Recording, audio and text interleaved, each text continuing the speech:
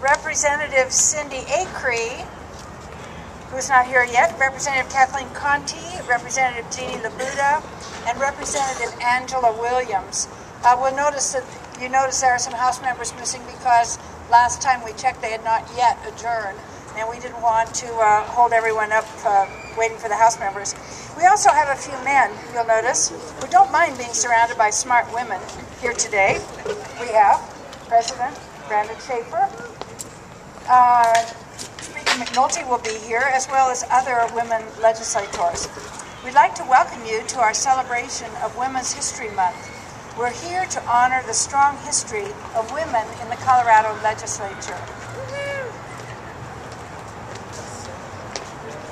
This morning, both the House and the Senate passed a resolution declaring March 2012 as Colorado Women's History Month in recognition of the struggles, accomplishments, and contributions of American women throughout history. As members of the board of the Colorado Legislative Women's Caucus, we have all invited you here to help us celebrate Colorado's proud history of women in the legislature. In 1893, the men of Colorado voted to give women the right to vote. We were the first state to do so through a popular election. The following year, in 1894, 3 women were elected to the State House. These women, Clara Kessingham, Carrie Hawley, Frances Clark, became the first women to ever serve in the state legislature in the United States. That was great. And now I have the honor and pleasure to introduce the President of the Senate, Brandon Schaefer, who will say a few words. Well, thank you. And thank you for inviting me to join the celebration today. We've just heard about the first woman to be elected to the Colorado House of Representatives. The Senate had to wait a few years before we had our first female state senator. In 1912, 100 years ago, Helen Ring Robinson was elected to the state Senate. She was only the second woman in the United States to be elected as a state senator. She served in the Senate from 1913 to 1916. Today, I have the honor of introducing former Senator Pat Pascoe. As you may know, Senator Pascoe has written and recently published a biography about Senator Helen Ring Robinson. I want to commend Senator Pascoe for her important contribution to the literature of the history of women in Colorado. Thank you for capturing this important story of a woman who has broke barriers, fought for her ideals, and served her community. Senator Pascoe served in the Colorado Senate from 1989 to 2002. She was the Minority Caucus Chair from 1997 to 2000, and while in the Senate, she focused on education policy. Ladies and gentlemen, Senator Pat Pascoe.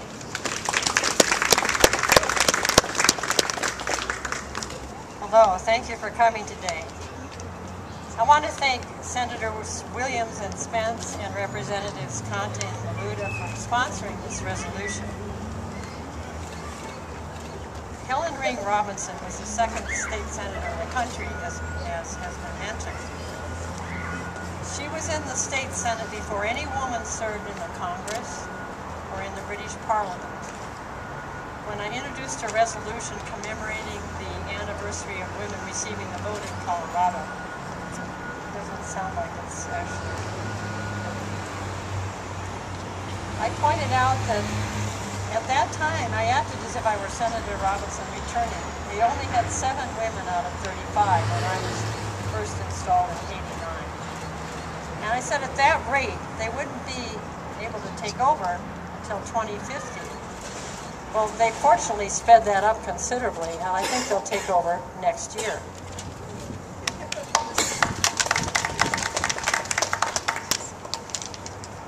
Helen sponsored many progressive bills. She sponsored minimum wage for women and children, allowing women to sit on juries, which was unsuccessful until 1944. Provide better pay for teachers, require a longer school year. Some children only went to school for 2 months out of the year. And she fought for humane treatment for the mentally ill. Now women can be effective on any issue. any issue that supports the health, welfare, and security of our society. And I think Helen would be proud.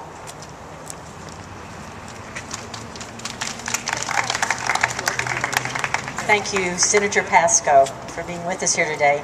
And doesn't she have a lovely hat? I'd like to take a moment to remind you that Colorado has continued our tradition of having a strong showing of women in the legislature.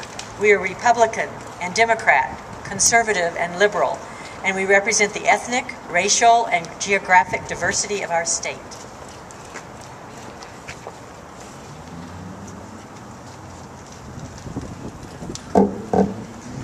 Women currently hold 17 of the 35 seats of the state Senate and 23 of the 65 seats in the state House. With women representing 40% of the Colorado General Assembly, we have the highest percentage of women serving in any state legislature.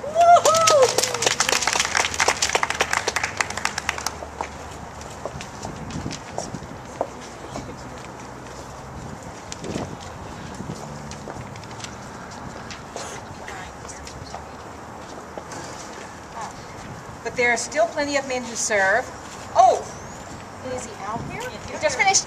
I have the honor of introducing one of them, the Speaker of the House, Frank McNulty, to help us celebrate Women's History Month. Mr. Speaker.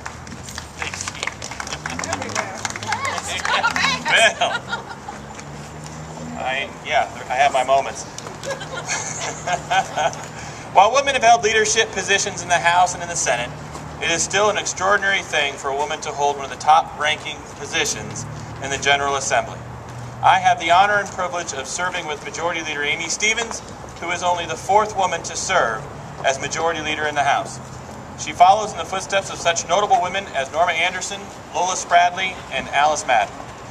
Thank you for asking me to join you for the celebration of Women's History Month.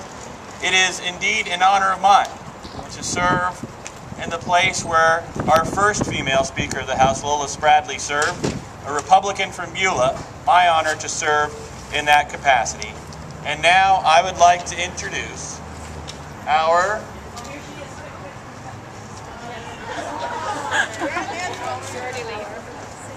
as is normally the case, our House Majority Leader likes to make that grand entrance.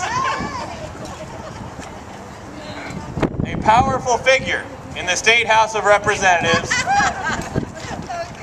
our House Majority Leader, Amy Stevens. Thank you, Mr. Speaker. And hello.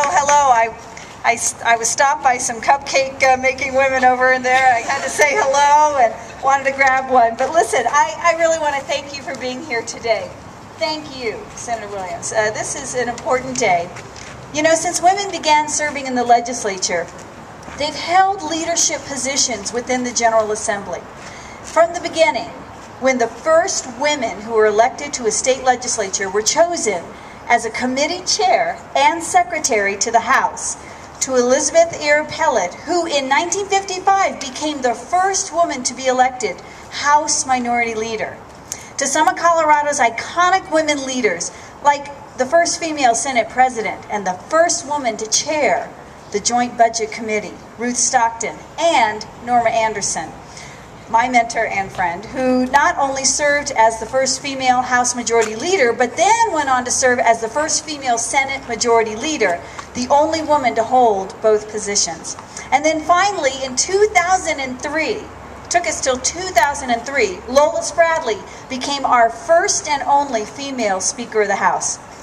Now today, I have the honor of serving in the House leadership, and as Majority Leader, alongside other women in leadership.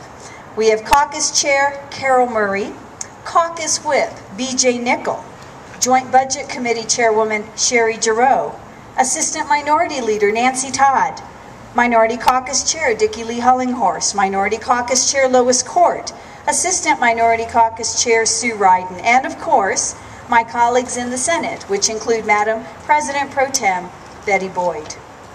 I want to thank everybody here today because, you know, this shows how far we've come, and as we said today on the House floor, and how far we have yet to go. I want to thank you.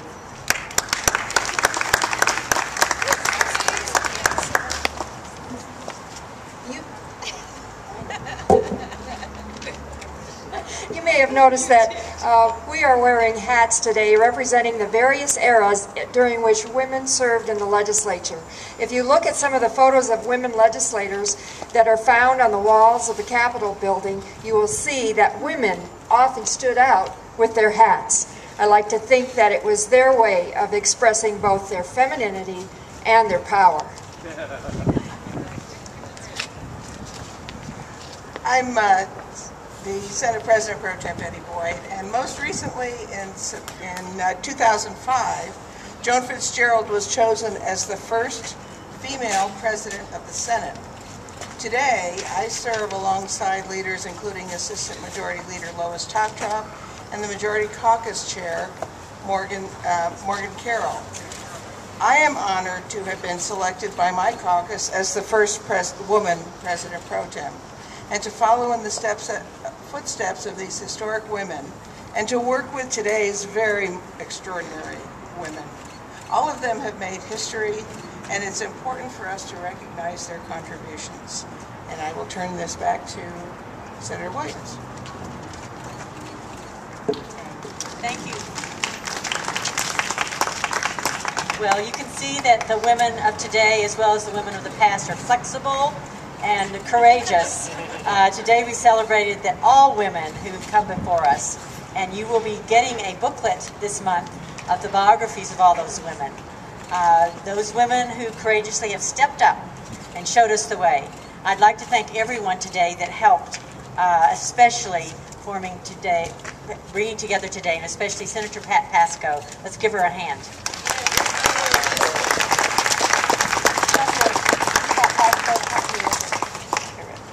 We also thank the Speaker, the Majority Leader, the President for coming and standing with us today. We appreciate it very much. And if you're interested in any further information about the women of the Legislative Caucus for Colorado, including more of the biographies that we talked about of the past legislators, I invite you to go to the website, www.coloradowomenscaucus.org. No celebration involving women would be complete without a treat.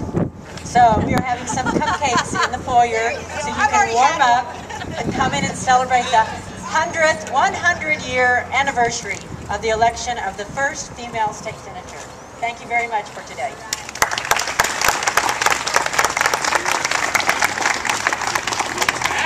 Look at you! Oh my God! Oh, let's move to the front of the podium for a picture real quick. We've already gone. One more photograph. One more photograph. I know, it's